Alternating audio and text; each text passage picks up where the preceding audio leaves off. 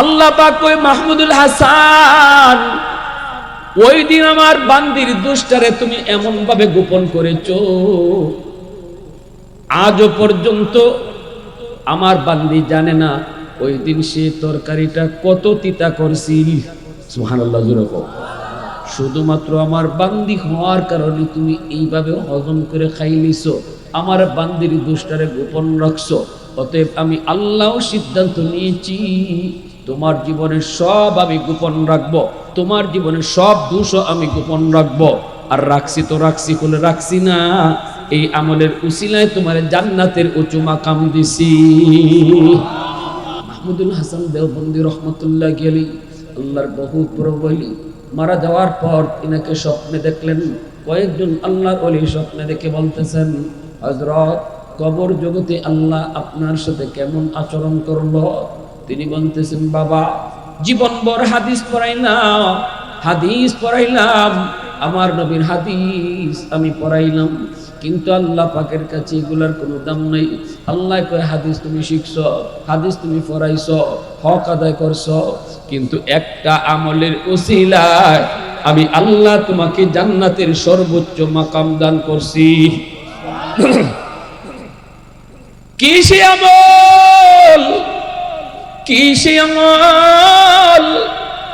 কয় আমলটা হলো, আমার স্ত্রী, আমার বিবি রান্না করেছে, প্রতিদিন ভালো তরকারি খাওয়ায়, ভালো ভালো তরকারি পাক করে সুন্দর মজাদার খানা আমার খাওয়ায়।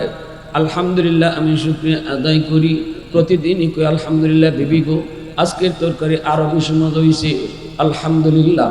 এজন্য এটাও একটা নবীর সুন্নত। আল্লাহর নবীও যেখানে খাইতেন, খাইয়ে নবীজি খানার প্রশংসা করতেন।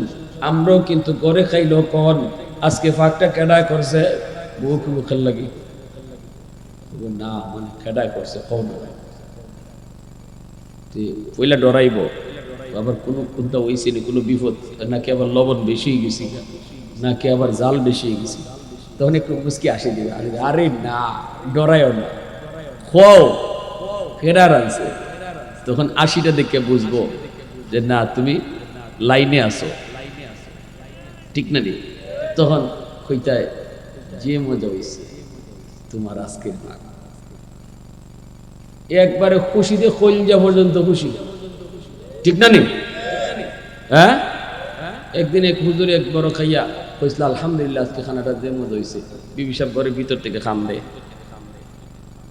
তোর লাগি হুজুর আজকে 40 বছর ধরে তাইনের সংসার করি, একদিন কইল না খাওয়ানটা ভালো হয়েছে। আজকে আপনার একদিন খানা খাওয়াইছে, আপনি আলহামদুলিল্লাহ শুকরিয়া আদায় করুন, নিতার লাগে খান্দি। আমরা খাস্তরটাই যাত মাসে মাঝে 29 দিন খাওয়াইছে মজায়, একদিন খালি একটু লবণ বেশি হয়েছে গা, ইদিনে তুফান, নয় টর্নেডো, গাইল যেতা মন চায়।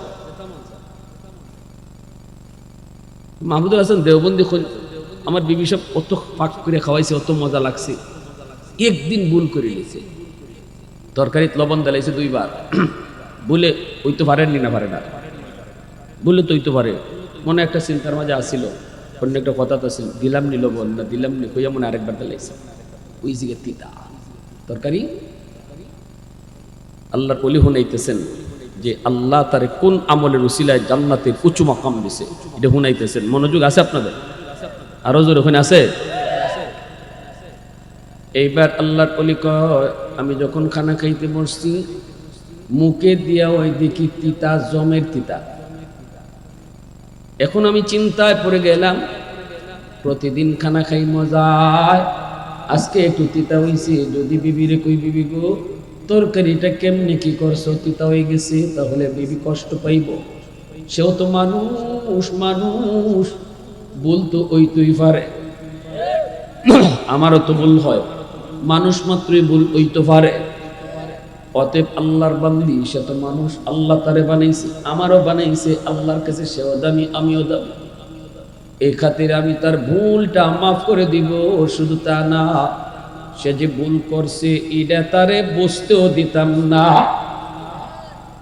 তরকারি যে তিতা হইছে এটা বুঝবার লাগে দিতাম, আল্লাহর ওলি কয় আমি সবগুলা তরকারি খাইছি, বাটি যেটা এনে দিছিল এটাও খাইছি, আর খালি কইতেছি বিবি গো আজকে তরকারি অত মজা কেমনে হইল, আজকের তরকারি অত মজা কেমনে হইল। বিবি সাহেব খালি কয় কও কি, বলে হ অন্য দিনের চেয়ে আজকের তরকারি আরো বেশি মজা হইছে। এইবার বাটি খাওয়ার পর পাতিলের মধ্যে তো তিতা তরকারি রইছে। আল্লাহর ওলি মনে মনে ভাবতেছেন এখন যদি আমি খানা খাইয়া উঠতে যাইগা ওজন করে দাঁতে কিরিমিরি খাইয়া, তিনি তো তিতা বাটির তরকারি সব খাইছে, এখন পাতিলের তরকারি রইছে, এখন যদি আমি উঠতে যাইগা আর বিবি সাহেব খানা খাইতে হয়, তাহলে সে তো খানা খাইতে গিয়ে দেখবো তিতা, তখন কইব ইন্না লিল্লাহ। তিনি তিতা তরকারি খায়া কইছেন তো মজা হইছে, হাই রে আমার স্বামী আমারে লজ্জা দিতে চান নাই, কিন্তু আমি এই ভুলটা কেমনে করলাম, আমার বিবি তো আমার সামনে আইতে লজ্জা পাইব, অতএব না না না এতটুকু শরম আমি তারে দিব না। তিনি বলতেছি বিবি তরকারি আরো আসেনি। বিবি আল্লাহ আমার লাগে এক জারা রাখছি। আল্লাহর ওলি কই অন্যদিন তুমি খাইও নি, আজকে অত মজা হয়েছে আমার দেলাও পুরা। উদ্দেশ্য হইল বিবিরে টেরই ফাইবার দিতা না, বিবি যদি খাইলা তো টের ফাইলিব, বিবি গো তুমি আরেকদিন খাইও, আজকে পুরা ফাতিলটা আমার দিলাম, অত মজা আমার মনে হয় জীবনে খাইছি না। বিবি খুশির জুটে পুরা ফাইটলা লইয়া আইছে, আইনা খাচ্ছা দেও তোমার তো অতই মজা লাগতেছে, যাও না আমার লাগতে না, নাতে দেখো তুমি খুশি মনে দেও, তুমি খুশি মনে দিতেছ নি। বিবি না না আমি খুশি মনে, মানে একেবারে খুশি হইব না, স্বামী যদি কয় মজা হয়েছে আমার সব দিলাও, বিবি তো আরো খুশি হয়, ঠিক না নেই, কারণ ভাগটা তো তাই করছো, ঠিক না নেই। তো পুরা ফাতিলের দেওয়ার পরে আল্লাহর ওলি পুরা ফাতিলের সব তরকারি তিতা, জমের তিতা তরকারি খাইলিছিল। আল্লাহ পাক কই মাহমুদুল হাসান ওই দিন আমার বান্দির দুষ্টারে তুমি এমন ভাবে গোপন করেছো, আজও পর্যন্ত আমার বান্দি জানে না ওই দিন সে তরকারিটা কত তিতা করছিল। সুবহানাল্লাহ জোরে কও। শুধুমাত্র আমার বান্দি হওয়ার কারণে তুমি এইভাবে হজম করে খাইলিছো, আমার বান্দির দুষ্টারে গোপন রাখছো, অতএব আমি আল্লাহ সিদ্ধান্ত নিয়েছি তোমার জীবনের সব আমি গোপন রাখবো, তোমার জীবনের সব দোষও আমি গোপন রাখবো। আর রাখছি তো রাখছি বলে রাখছি না, এই আমলের উসিলায় তোমার জান্নাতের উঁচু মাকাম দিছি। मैं तालिब मौला हूँ मेरे इश्क़ निराला, मैं तालिब मौला हूँ मेरे इश्क़ निराला, है जुमला जहाँ जिनकी तजल्ली से उजाला, है जुमला जहाँ जिनकी तजल्ली से उजाला, मदरुद जहाँ गैर खुदा यार नदारम, যদি আদে খুদা হিচ দিগর কার নদারম, যদি আদে খুদা হিচ দিগর কার নদারম। মুসলমানের আওয়াজ দেখো আল্লাহু আকবার। এজন্যই আল্লাহ পাক কয়, আল্লাহর নবী তার হাদিসে কয় মহিলা স্ত্রীকে আল্লাহ পাক তোমার আমার পাজরের হাড্ডি দিয়ে বানাইছে, ঠিক না নি? প্রত্যেক স্বামীর পাজরের হাড় দিয়া, এই যে বেকা হাড়, এখানে যে একটা আড্ডি বেকা, এই বেকা আড্ডি থেকে আল্লাহ বউ বানাইছে, অতএব এরা একটু বেকা হইব, এরা কথাবার্তায় চাল চলনে একবার সোজা পাইতায় না, একটু বেকাতেরা হইবই, যেহেতু বেকা আড্ডিতে বানাই এজন্য বেকাতেরা হইবই। যদি বেকাতেরা হয় তখন তুমি লুকায় রাখো, কারণ এটা তোমার অঙ্গ, তোমার অঙ্গ থেকে বানানো হয়েছে। তোমার একটা অঙ্গ যদি দোষ থাকে এই অঙ্গটারে তুমি লুকায় রাখো। চোখ যদি একটা কানা থাকে, বেটা খালা চশমা লাগাইলায়, ঠিক না নি? বুঝবার দেয় না তার এক চোখ নাই। হ্যাঁ, খান যদি একটা না থাকে চুল লম্বা করে খানের ভিতরে হারাইতে রাখে, খান খাটা, এটা যেতে না বোঝা যায়। হ্যাঁ, আর যদি একটা না থাকে ষাটের আতরে লম্বা করে তো রাখে। নিজের অঙ্গ তুমি যেইভাবে গোপন রাখো মানুষকে বুঝতে দাও না, দুষ্টা মানুষের চোখে পড়তে দাও না। তোমার স্ত্রীও কিন্তু তোমারই একটা অঙ্গ দ্বারা তৈরি, অতএব স্ত্রীর কোনো যদি দোষ হয়, এই দোষটাও নিজের অঙ্গের মতো তুমি ডাক্কা রাখতা, ঠিক না? অনেক যুবক আছে বিয়ে করছেন, এরা খুব হুজুরে আমরা বিয়া শাদী করলাম না, যে ওয়াজ শুরু করলো, বিয়া তো আসে না নি খবর।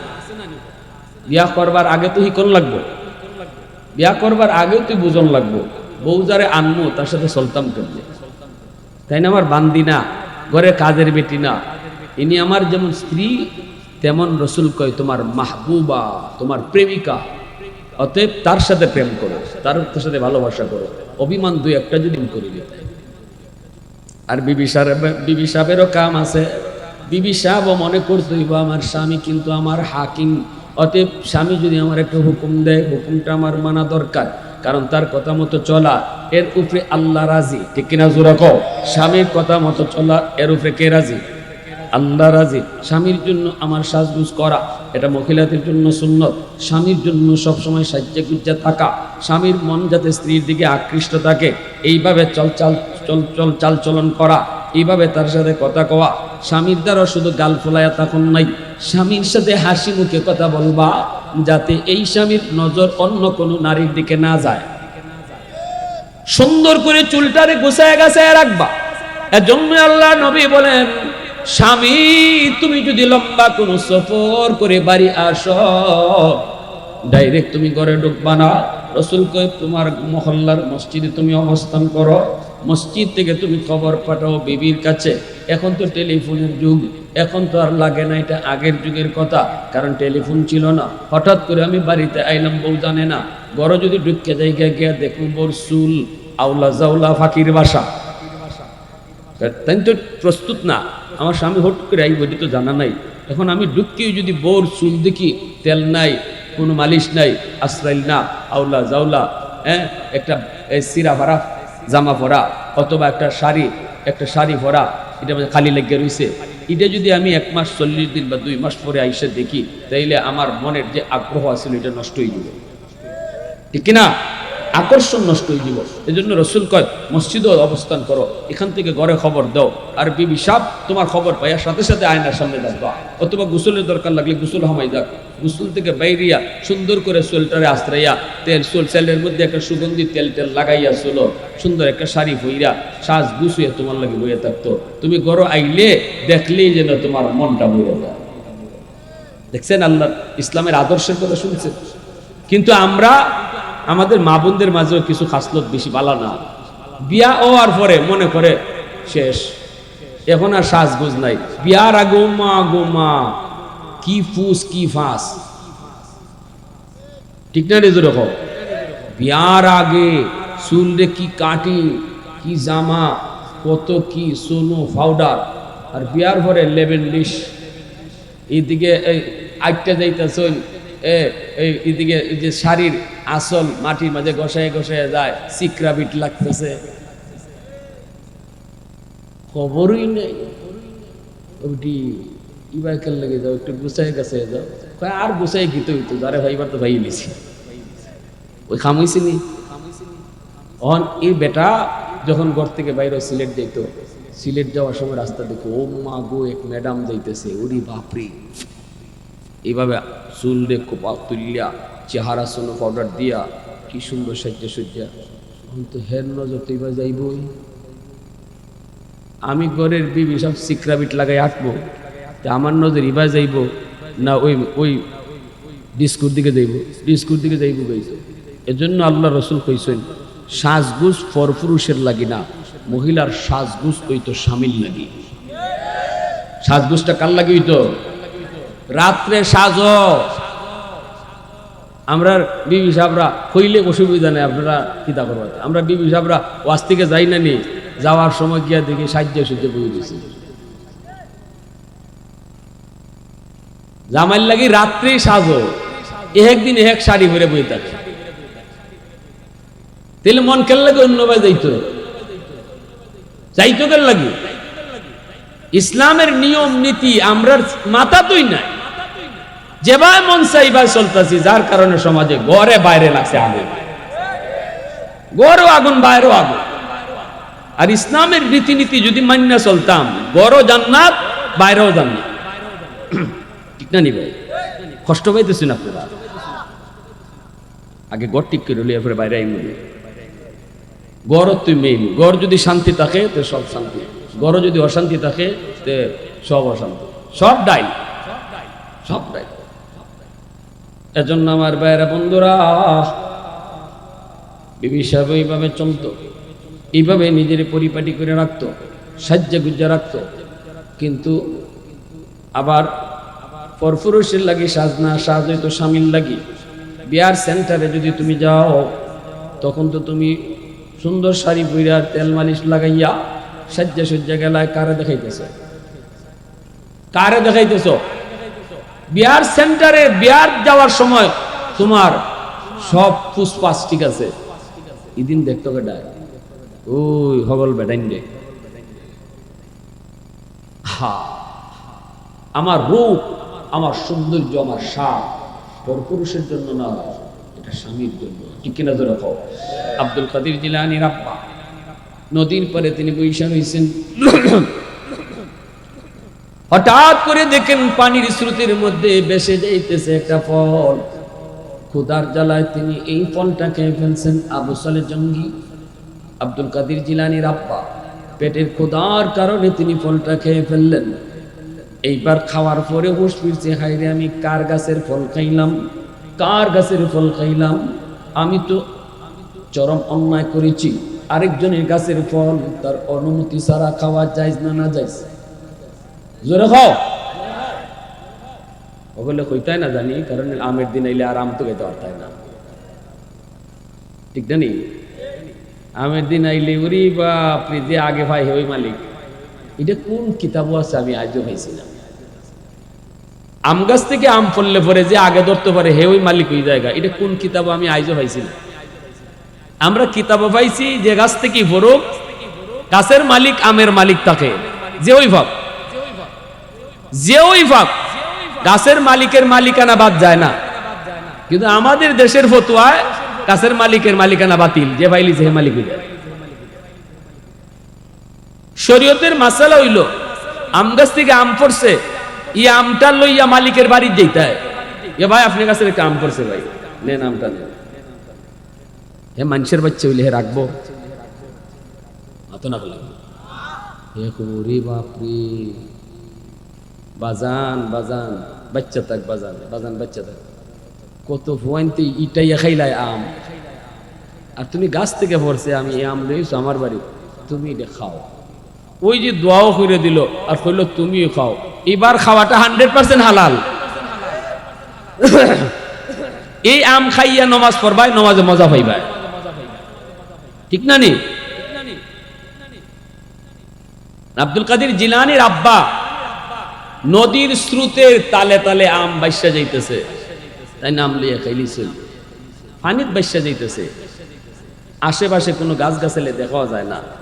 ক্ষুধা ছিল বেশি, নদীর পারে বই রসুল পেটে জ্বালায় আম পাই, আম খাইলিছিল। খাইয়া কোন ইন্না আলিল্লাহ, আমি লিখলাম কার গাছের ফল খাইলাম, আমার তো মাপ আনন্দ লাগবো।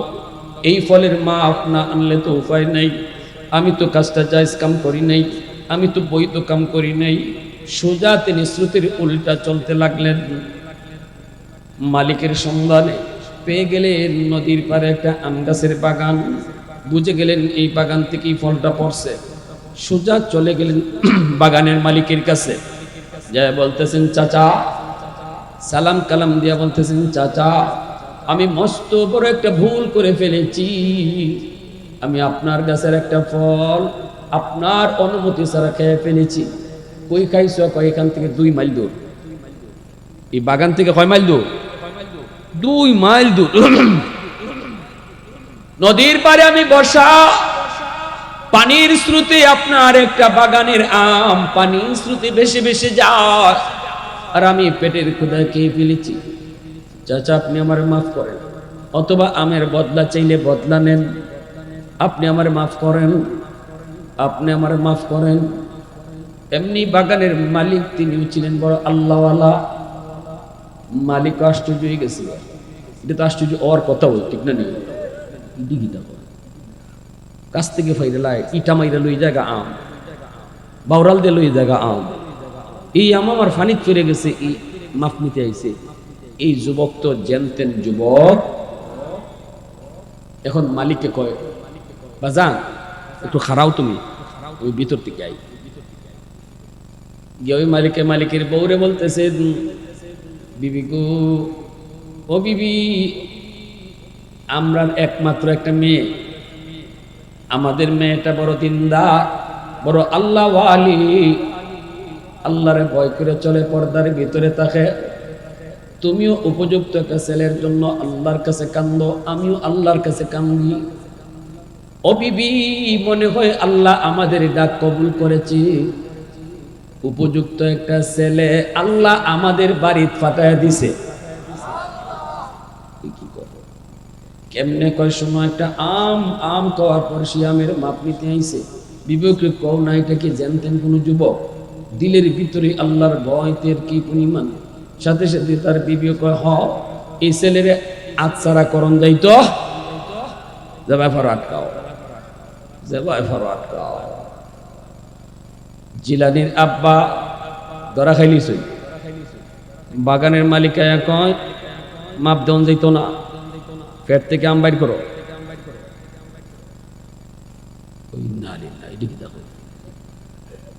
পেট থেকে আম বাইর করতে না, আপনি মাপ দিতেন না? না, আমি মাপ দিতাম না।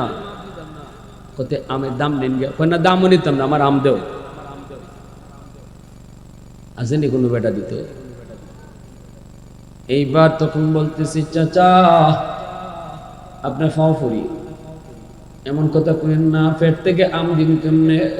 বলে খাইলিছি, উষা ছিল না, পেটের খোদায়, দয়া করে আপনি মাফ করেন, নাইলে বদলা নেন। এইবার বাগানের মালিক কই, যুবক কি নাম তোমার? কয় আবু সালে জঙ্গি। বাড়ি কোথায়? অমুক জায়গায়। এক শর্তে তোমারে মাপ দিতে পারি। শর্ত। জিলানির আব্বা বলেন, একটা না 100টা শর্ত দিল আমি রাজি আছি, তবু আমি আল্লাহর আদালতে ধরা খাওয়াকে বড় ভয় পাই, জাহান্নামের আগুনকে আমি বড় ভয় পাই, জাহান্নামের আগুনকে আমি বড় ভয় পাই। এই একটা আমের কারণে, হারাম একটা আম খাওয়ার কারণে আমাকে 70 বছর জাহান্নামের আগুনে জ্বলতে হইব। একদিনও আমি জাহান্নামের আগুন সইতে পারবো না, আপনি আমার মাফ করেন। শর্ত আপনি 100টা দেন, আমি রাজি। এই কথা বলতেই তখন বাগানের মালিক কই, বাবা আমার একটা মেয়ে আছে, এই মেয়েটাকে তুমি যদি বিয়া করো তাহলে তোমারে আমি মাপ দিব। অবসরের জন্য আমি রাজি আছি। বাগানের মালিক কয়, এখানেই শেষ না, মেয়েটার অনেক সমস্যা আছে। এইবার বাগানের মালিকের উদ্দেশ্য হলো তার ভিতরে আল্লাহর ভয়, আল্লাহর ভয়, সত্যিকার অর্থে আখিরাতের আযাবের ডরায় আসে আইছে, এটা পরীক্ষা করার জন্য আরেকটু গাড়াইতেছে। কয়, বাবা মেয়েটার অনেক সমস্যা আছে, একটু বুঝা কও তুমি কেমনে রাজি। 1 নাম্বার হলো আমার মেয়েটার চোখ নাই, অন্ধ। 2টা চোখের একটা চোখ নাই, অন্ধ। রাজি আসনি? আবু সালেহ জঙ্গি কয়, এরপরও আমি রাজি আছি, কারণ অল্প দিনের হায়াত, অল্প দিনের জীবন। অন্ধ একজন বউ নিয়ে সংসার কইরা হয়তো কষ্ট করে আমার জীবন চলতে হবে। আমি তারে রান্না বান্না করে খাওয়াইতে হইব, আমি তারে ধৈরে ধৈরে বাথরুমে নেওয়ান লাগবো, আমি তারে বিছানায় শোয়াইতে হইব। বিয়া করে মানুষের খেদমতের লাগি, কিন্তু আমি হয়তো বিয়া করবো তার খেদমতের লাগি, তবু আমার কোনো আপত্তি নাই। 60-70 বছরের হায়াত আল্লাহ কোনো না কোনো রকমে চালায় নিবে, তবু আমি পরকালে জাহান্নামের একদিনের আযাব সইতে রাজি না। এ যুবক, আরো সমস্যা আছে, আমার মেয়েটা কথা কইতে পারে না। আবু সালেহ জঙ্গি কয়, আমি এত রাজি আছি, আল্লাহু আকবার। এ বাবা, পায়ে হাঁটতে পারে না, লুলা। আবু সালেহ জঙ্গি কয়, আমি তাতেও রাজি আছি। আল্লাহর ভয় কি পরিমাণ কলিয়ে যায়। এইবার বাবা কয়, ঠিক আছে বাবা, এখন তোমার আগদ পরায় দিই, আগদ পরায় কই যাও তোমার বউর কাছে যাও, বাসর ঘরে তোমার স্ত্রী অপেক্ষায়। মূলত তার মেয়েটার একটা সমস্যা এমন নাই, একটা সমস্যা এমন নাই। আবু সালে জঙ্গি তিনি যায় ঢুকলেন বাসর ঘরে, ঢুকেই দেখেন এত সুন্দর পূর্ণিমা চাঁদের মতো একটা গোলাপ ফুল যেন বৈশা রইছে। যাওয়া মাত্রই সালাম দেয়, আসসালামু আলাইকুম ওয়া রাহমাতুল্লাহ। এত বড় বড় চোখ দিয়া চায়, আবার কথাও কইয়া সালাম দিয়া কথাও কইল, ফাওয়া দেখা যায়। এই দৃশ্য দেখা মাত্র আবু সালে জঙ্গি দৌড় দিয়া ঘর থেকে বের হয়ে আইছে। আয়া কই বাবা, মনে হয় আপনি ভুল করেছেন না, আমি ভুল করেছি। আমি মনে হয় অন্য কারো ঘরে ঢুকে পড়ছি, নতুবা আপনারা আমার অন্য কোনো ঘরে ঢুকায় দিছেন। কেন? কয় না না, এটা আমার স্ত্রী হতে পারে না, আমার বিবি হতে পারে না। আমি তো জানি আমার বিবির চোখ নাই, আমি জানি আমার বিবি কথা বলতে পারে না, আমি জানি আমার বিবি হাঁটতে পারে না, কালো কালো বড় কুৎসিত। কিন্তু আমি যে ঘরে ঢুকলাম, ঢুককে দেখি চেহারাটা পূর্ণিমার চাঁদের মতো, চোখগুলা ডাগর ডাগর তার চোখ আছে। সালাম দেয় তাহলে কথাও বলতে পারে, পাও আছে, আমি নিজের চোখে দেখছি। আমি ভুল করছি নয়, আপনারা ভুল করেছেন। সাথে সাথে শ্বশুরে কই না বাজান, আয় আমার বুকে আয়, যারে তুমি পাইছো, যারে তুমি দেখছো, ইনি তোমার স্ত্রী, ইনি তোমার বিবি, আমার মেয়ে। তার চোখও আছে, জবানও আছে, সবই আছে। চোখ নাই এজন্য কইছি, কারণ জীবনে কোনোদিন এই চোখ দিয়া পর পুরুষকে কোনোদিন আমার মেয়ে দেখে না। জবান না এজন্য কইছি, এই জবান দিয়া মা বাপ ভাই বোন ছাড়া বাহিরে কোন পুরুষের সাথে এই পর্যন্ত কথা কয় নাই, হাঁটতে পারে না এজন্য বলেছি, পা নাই বলেছি, পর্দার বাহিরে আজ পর্যন্ত সে কোনোদিন বের হয় নেই, এজন্য কইছে তার পাওয়াই নেই। বাইরা বন্ধুরা, ওই মা ওই বাবা, বাবা ছিল এমন বাবা, যেই বাবা একটা ফল খায়া কত দূর আইছে, আইয়া অন্ধ, লুলা, আতুর, বুবা জানার পরেও নিশ্চিত জেনে বিয়া করছে, তবু আল্লাহর আযাবে ডরাইছে। আর এমন একজন মা, যে মা জীবনে পর্দার ভিতর থেকে বাইরিছে না, ওই বাপ মার গর্ভ থেকে আল্লাহ পাক জগৎ বিখ্যাত অলি, শুধু অলি নয়, অলিদের সরদার আব্দুল কাদের জিলানীর আল্লাহ জন্ম দিয়েছে। এজন্য আমার ভাইরা বলতেছিলাম, মা তোমার সৌন্দর্য, তোমার পর্দা, তোমার রূপ দেখার অধিকার শুধু একমাত্র স্বামীর, ঠিক কিনা জোরে কও। এই রূপ আর সৌন্দর্য বাহিরে পুরুষকে দেখাও না। আব্দুল কাদের জিলানী চলে গেছে, আর আসবে না এমন কথা আল্লাহ কয় নাই, নবীও কয় নাই। নবী চলে গেছে আর নবী আসবে না, কিন্তু জিলানী আসবে না এমন কোনো কথা নাই। নবীর দরজা বন্ধ, ওলির দরজা আল্লাহ বন্ধ করে নাই। মঈনুদ্দিন চিশতি চলে গেছে, মঈনুদ্দিন চিশতির দরজা আল্লাহ বন্ধ করে নাই। আজও যদি জিলানীর বাবার মতো বাবা হও, জিলানীর মার মতো মা হও, আজও তোমার গর্ভ থেকে আব্দুল কাদের জিলানীর আল্লাহ জন্ম দিব, কারণ অলির দরজা আল্লাহ এখনো বন্ধ করছে না। কিয়ামত পর্যন্ত অলির দরজা চালু থাকবো। নবী আর আসবে না, কিন্তু অলি আসবে। আওয়াজ দাও, আওয়াজ দাও, ঠিক কিনা? এজন্যই আমার নবী, দয়ার নবী, মায়ার নবী এই আদর্শ শিখাইয়া গেছেন। আল্লাহ নবীর আদর্শ মাদ্রাসাত পড়ানি হয় কোন নেতার আদর্শ না নবীর আদর্শ? জোরে কও, নেতার না নবীর? নবীর আদর্শ পড়ানো হয়, নবীর আদর্শ পড়ানো হয়। মেয়েটারও যদি মাদ্রাসায় পড়াও, এই মেয়েটাও আমার নবীর এই আদর্শগুলা শিখব, স্বামীর ঘরে যাইব, নবীর আদর্শ মতোই চলব, ঠিক কিনা জোরে কও। স্বামীর ঘরটারও জান্নাতি ঘর বানাই নিব। এখন একটা ঘটনা কই, মহব্বতের ভিতরেও একটু বাজাবাজি ওই তো পারেনি না, পারে না? হ্যাঁ, দুই ফাতিল একখানো রাখলে কয়েকটু টাসটুস লাগবই, ঠিক না? আল্লাহ নবীর বিবির সাথেও যে নবীর একটু টাসটুস লাগছে না এমন না, লাগছে। 40 বছর, 50 বছর, 10 বছর, 20 বছর একজনের সাথে চললে একটু বাজাবাজি হইতে পারে, ওইব। নবী বলছেন, যদি একটু তোমার সাথে একটু মান অভিমান করে, তুমি অজম করতে। আল্লাহ নবী কেমনে অজম করছেন শুনেন। একদিন আম্মাদানের সাথে নবীজির একটু ঝগড়া লাগছে। কে? আম্মাদান আয়েশা। নবী যারে খুব মায়া করতেন, খুব মোহব্বত করতেন। আল্লাহ নবীর যতজন বিবি, এর ভিতরে একজন বিবি শুধু ছিলেন অবিবাহিতা, আর সবাই ছিলেন বিবাহিত। সবার আগে দুইটা তিনটা, একটা দুইটা তিনটা বিয়া হইছে, স্বামী মারা গেছে অথবা স্বামীর থেকে তালাক খাইছেন। এরপরে দেখা যায় আল্লাহর নবী বিয়া করে আনছেন, কিন্তু একজন মাত্র নবীর বিবি, যার নাম আম্মাদান আয়েশা সিদ্দিকা রাদিয়াল্লাহু তাআলা আনহা, যিনি ছিলেন কুমারী, যিনি প্রথম বিয়াটা নবীর সাথেই হইছে, নবীর সাথেই জীবন কাটাইছেন, নবীর সাথেই জীবন শেষ করছেন। আল্লাহু আকবার জোরে কও।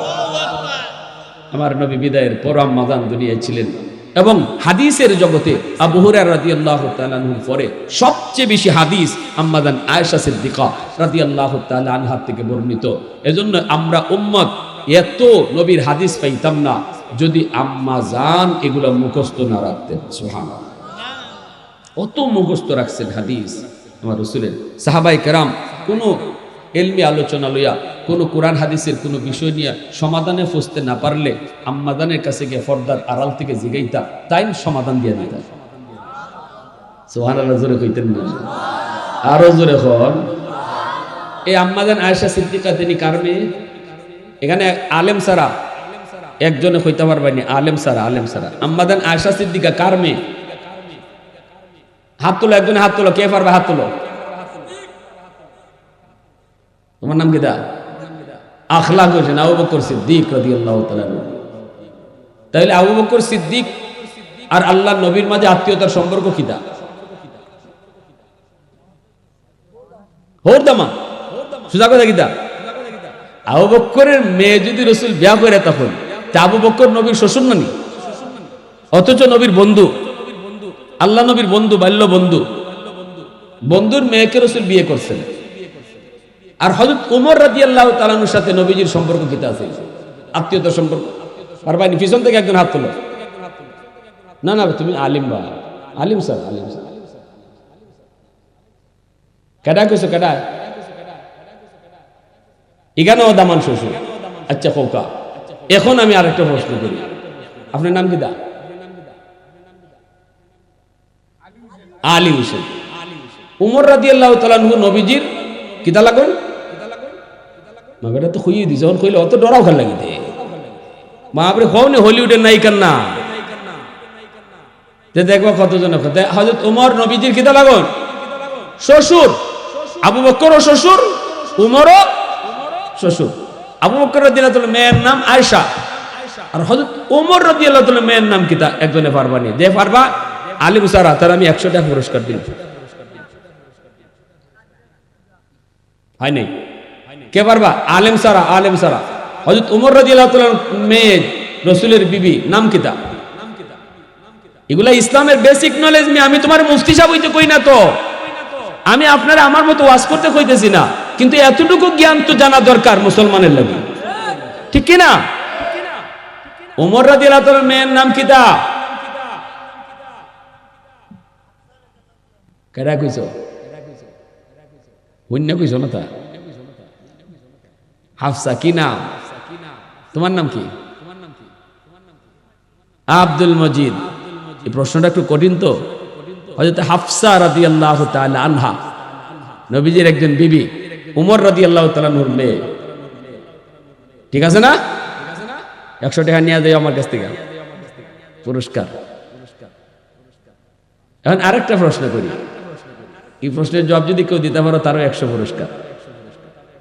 প্রথম দুইজন খলিফা পাইলাম নবীর হৌর, আর পরের যে দুইজন খলিফা উসমান আর আলী, উসমান আর আলী খলিফা কয়জন? জোরে খাও। আবু বকর, উমর, উসমান, আলী, এই চারজনই তো রাদিয়াল্লাহু তাআলা আনহুম। এই চারজনের মধ্যে প্রথম পয়লা বড় দুইজন নবীর শ্বশুর, আর পরের দুইজন নবীজির কিতা? দামান। কেডা কইছ? আপনি লোহগলে কইলিছ। আচ্ছা যাক, ঠিক আছে, বুঝলাম। তাইলে দামান যদি তুমি, তোমার নাম কি দেখো না? ওই বেটা কি নাম? হেলাল মিয়া। এখন কইলি 100 টাকা দিলাইমু, কইলাও যদি দামানই ওই দুইজন, উসমান রাদিয়াল্লাহু তাআলা আনহু আর হযরত আলী রাদিয়াল্লাহু দুইজন রাসূলের দামান নানি, আর রসুল শ্বশুর, তো রসুলের কোন মেয়ে কার কাছে দিছে?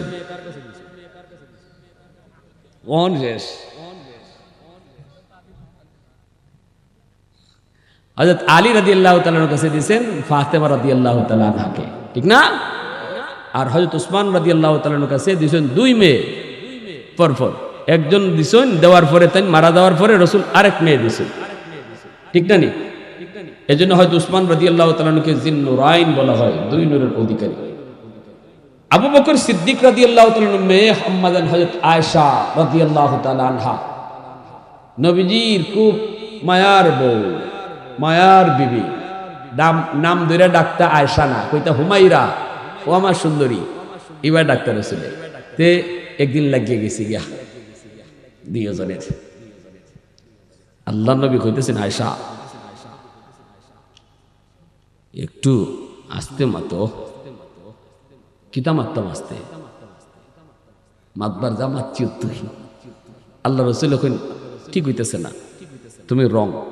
আম্মা জান এখন আমি রাইট আছি, আপনি রং। আল্লাহ রসুল বলতেছেন আয়েশা তুমি রং, আমি রাইট। আম্মা জান এখন জি না, আমি রাইট, আপনি রং। লাগছে নি? লাগছে নি? রসুল কিন্তু হজম করেন, কারণ আল্লাহ নবীর সাথে আল্লাহ নবীর বিবিরা মাঝে মাঝে একটু ঝগড়া করলে, একটু আওয়াজ দিয়ে কথা কইলে রসুল কিন্তু হজম করে সব শুনতা। কিন্তু হযরত উমর আইসুন এই আওয়াজটা পাইয়া সব চুপ হয়ে গেছেন গিয়া, চুপ হইয়া আর রসুলের সাথে আর ঝগড়া করেন না। এমনি আল্লাহ রসুলের হযরত উমর রাদিয়াল্লাহু তাআলা আসকার থেকে বলতেছেন যে রসুলের সাথে তোমরা অত চিল্লাইয়া মাতো, আর আমি কটায়ার মজায় উমর, আমি আওয়ার পরে চুপ হয়ে গেছো, কামটা ঠিক করলাই? তখন আম্মাদানটা পর্দার ভিতর থেকে কইন আমরা তো দয়ার নবীর সাথে কথা কইতেছি, আর তুমি উমর হইলাই আগুন, তুমি লোয়া, তোমার হিজানি দেয় না, এজন্য তোমারে ডরাই। আমরা নরম নবীর সাথে কথা কইতেছি। যেই মাত্রই দুইজনে লাগিয়ে গেছেন গিয়া, এমনি রসুলও কইতেছেন আশা এক কাম করো, আসলে আমি রাইট না তুমি রাইট, এটা তো তখন তুমিও মানতাই না আমিও মানতাম না, চলো একদিন বিচারক আনলই, দেখি বিচারকে যেটা রায় দেয় এটাই মানবো, তুমি মানবাই নি। আম্মাজান ঠিক আছে আনুন, আপনি যারে মন চান। আল্লাহ রসুল না যারে মন চানতাম না, তোমার আব্বারে আনলই। আম্মাজানের আব্বা কেডা? আবু বকর। কন্যাকে লাগে আবু বকর সিদ্দিক রাদিয়াল্লাহু তাআলা মেয়ে না নি আম্মাজান আয়েশা সিদ্দিকা। তো আল্লাহ রসুল কইতেছে আয়েশা তোমার আব্বারে আনলই বিচার করার লাগে। আচ্ছা কোন বউ যদি হুনে জামাইয়ের সাথে লাগছে আর বিচার করবার লাগে, তার আব্বা আইতাছেন, বাপ রে বাপ কি খুশি, ঠিক না? আমার আব্বা তো আমার পক্ষেই মাতবা, ঠিক না? নেই তো যেই আল্লাহ রসুল তোমার আব্বারে আনলে আম্মাজান ঠিক আছে অসুবিধা নেই, আমি ভিতরে ভিতরে খুব খুশি। রসুল্লাহ আইসেন আবু বকর সিদ্দিককে খবর দিয়া, ঘরে ঢুকাই রসুল আবু বকর আনছি তোমারে বিচার করার লাগে। আবু বকর সিদ্দিক তো নীরব হয়ে গেছেন, আমার মেয়ে রসুলের সাথে এমন কিতা করলো যে আমার বিচার করণ লাগবো, চুপচাপ বই রইছেন। এমনি আল্লাহ রসুল কইতেছে আয়েশা তুমি আগে হুনাই পাই না, আমি আগে হুনাইতাম, বিচারকরা দুইও পক্ষে মাথন লাগবো না, কন লাগবো না, তুমি আগে কইবাই না আমি আগে কইতাম। আম্মাজান তখনও মেজাজ গরম রইছে, কারণ ফাইটটা তো একটু আঘালি শেষ হয়েছে, এটা তো অত সহজে ঠান্ডা হয় না। আম্মাজান কইন আপনিও আগে কইন, তবে যেটা কইবা হাসা কইন। এই কথাটা হইছে নি? আপনি আগে কইন এই কথাটা হইছে, কিন্তু পরে যে কইলে আপনি যা কইবার হাসা কইন, এটা কি হইছে নি? এটা রাগের মাথায় মুখ পুচকে বাইরে গেছি গা। এই কথাটা নবীর শানে যায়, নবীর শানে মানায়। আমার রসুল জীবনে কোনোদিন মিশা কইছেন? আবু জাহেল উতবা সাহেবাও বলতে পারেন রসুল মিশা কইছেন, কিন্তু আম্মাজান গুসার চোটে ফসকে মুখ দিয়ে বাইরে গেছি গা। আপনি আগে কইন তবে হাসা কইন, কথাটা হইন না। আল্লাহ রসুল জিম ধরে লিছেন, নবীজি তো হজম করার শক্তি আছে, কিন্তু বিচারক যেই না আসতে বিচার করতা তাই তো হজম হারাই লিছেন। বিচারকের হজম হইছে না, কইলে কি তুই আমার রসুলের ব্যাপারে এমন কথা কইলে যে যা কইবেন হাসা কইেন, তাই না? ইসলাম বিচার কথা এই কথা হইন না, মেয়েরে এমন জোরে চর একটা মারছেন আল্লাহ রসুল সাল্লাল্লাহু আলাইহি ওয়াসাল্লামের সামনে, আম্মাজান চর খাইয়া গুইরে মাটি থুরে গেছেন, দৌড় দিয়ে রসুলের পিছে আইয়া এইভাবে আশ্রয় নিয়েছেন, ইয়া রাসূলুল্লাহ আমারে বাঁচান। আল্লাহ রসুল এইভাবে হাত দিয়েছেন, হাত দিয়ে বলতেছেন আয়েশা এই আবু বকর থামো, তোমারে বিচার করতে আনছি, মারতে আনি নেই। আল্লাহু আকবার জোরে কোন। কেউ আপনাদের এলাকার নাম কি খাস জানের এমন কোন জামাই আসেনি এরকম আদর্শ দেখাইতে, বরং আরো হইবাই কিতা আরো দেও কিছু, ঠিক না? জ্বালাই লিছে, জ্বালাই লিছে, কখন দইবা আও, ঠিক না? আল্লাহ রসুল আর দেখুন বিচার করতে আনছি, মারতে আনি নেই, জাকাত খারাপ। সাথে সাথে আবু বকর সিদ্দিক খারাপ গেছেন গা, নবীজির চোখ লাল হয়ে গেছে, নবীজির চেহারা লাল হয়ে গেছে। মাল্লা কেন তুমি, মারছো কেন? নবীজি আওয়াজ উঁচু গেছে, মারছো কেন? আনছি বিচার করতে, মারছো কেন? যাও, তোমার বিচার লাগবে না। সাথে সাথে আবু বকর সিদ্দিক রাদিয়াল্লাহু তাআলা ডরাইয়া, রাসূলের রাগ দেখে ডরাইয়া ঘর থেকে বাইরে আইছিল। আর আল্লাহ রাসূল এভাবে বুইরা দাঁড়াইয়া আম্মা জানের দিকে ছায়া কইতেছে, মুস্কি হাসি দিয়া রাসূল কয়, আয়েশা কিতা খবর? আম্মা জান আয়েশা দিছে, আয়েশা দে রাসূলের বুকের মাঝে মাথা রাখকে বলতেছেন, ইয়া রাসূলুল্লাহ মাফ করে দেন, ভুলে গেছি। এখন দুইজনে আয়েশা দিছেন, এই আশির আওয়াজ বাহির থেকে আবু বকর সিদ্দিকে শুনতাছেন, তাই না? এবার আইছেন ঘরের ভিতরে, আই এখন মাইটা কোন জাতের বিচার? এখন দুইজনে আসে আসে। আল্লাহ রসুল এখানেও আমাদের জন্য আদর্শ শিখাই গেছেন, স্বামী স্ত্রীর ভিতরে যদি একটু ঝগড়া লাগে, বাংলা গাইল দিও না, একটু অজম কইরো, লাডি লইও না, অজম কইরো, তালাক মুখ দিয়ে বাইর কইরো না, অজম কইরো। আমরা তো যখন মাথাত রক্ত উঠতে জায়গা, তখন তালাকে একটা দুইটা না, একবারে মা নানি 14 গোষ্ঠী সহ, ঠিক না? দিতে দিতে আর কিছু কিছু ব্যক্তিও আছে এমন, বাপরে বাপ, কারণ 12 লাখ টাকা মোহর, হেডেম বেশি, কত বাপের গরিলে তালাক দে, ওই জামাই রেখে ভাই কত বাপের গরিলে তালাকটা দে। আর এই বেটায় 12 লাখ আর 20 লাখের খেয়াল করে না। আমার জানা মতে মোহর বেশি হইছে, মোহর বেশি হওয়ার কারণে কেউ তালাক দেয় না এমন না, মাথা রক্ত উঠতে গেলে 1 কোটি তালাক হইল 14 গোষ্ঠী সহ। পরেরটা পরে বুঝে, ঠিক না? এর পরে হুজুরের কাছে, হুজুর রাগের মাথায় যে কিতাব হয়েছি হুশ নাই, হুজুর একটু বাউনি করন দেয়, 2টা বলা 3টা বলা, তালাক কি তেমন আইসা আইসা দেয়, তালাক তো রাগের মাথায় দেয়। এখন কি মাসলা নিতে আইসে? এজন্য শরীয়ত কইছে 3 তালাক দিলাইবা, আর আনবার কোনো সুযোগ নাই, কোনো সুযোগ নাই। 1টা অথবা 2টা যদি দেওয়া থাকে তাহলে সুযোগ আছে। 3 তালাক দিলাইলে, 3 তালাক থেকে বেশি দিলে আর কোনো সুযোগ, হিল্লা কইরা আনার কোন শরীয়তে বিধান, এটার নিয়ম ঠিক না। রাসূল কয়, হিল্লা কইরা যে বউ আনে, হে নিজে বমি কইরা বমি খায়, নিজের বমি নিজে খাইবার মতো লোক আসেনি সত্তর কেউ। তাইলে ইল্লা কইরা বউ আনাও এরকম, যদি তুমি নিজের বমি নিজে খাইতে পারো, নাউজুবিল্লাহ। অতএব তালাক দেওয়ার আগে হুশ কইরা সাবধান, তালাক মুখ দিয়ে বের করবা না। আল্লাহ রসুল শিখাই গেছেন, বাজাবাজি হইতে পারে, হজম করে লিতায়, এরপরও মিল হইতেছে না, ঘরের ভিতর থেকে একজনরে ডাকো বিচার করবার লাগে, বাইরের লোক দেখো না। জামাই বোর ঝগড়া মীমাংসার জন্য আল্লাহ রসুল আদর্শ, বাহিরের লোক কানুন নাই, ঘরের লোক দিয়ে মীমাংসা করো। কারণ বাইরের লোকে আইয়া এটারে কমাইতো না, বাড়াইব, এটারে জাল দিব, ঠিক কিনা? এজন্য দেখো, আমি আজকে কথাটাই শুরু করছি যে আজকে এই মাদ্রাসা, আপনাদের এই মাদ্রাসাগুলোতে এই নিয়ম কানুন, এই আদর্শগুলো আজকে পড়ানো হয়, যা আমাদের মোটো জানা নাই, ঠিক কিনা? আমরা অজ্ঞ, আমরা জানি না, আমরার মতো করে সংসার চলতেছি, আমরার মতো করে আমরা চলতেছি। বউয়ে জানে না জামাইয়ের হক, জামাই জানে না বউর হক, যার কারণে গর্ব হয়ে রয়েছে আগুন, মন যায় অন্য বায়। অতএব মাদ্রাসার দরকার আসেনি না নাই? নবীর আদর্শের শিক্ষা দরকার আসেনি না নাই? আপনাদের এলাকারই মাদ্রাসা হইছে, কারা কারা খুশি একটু হাত তুলে আল্লাহরা দেখান।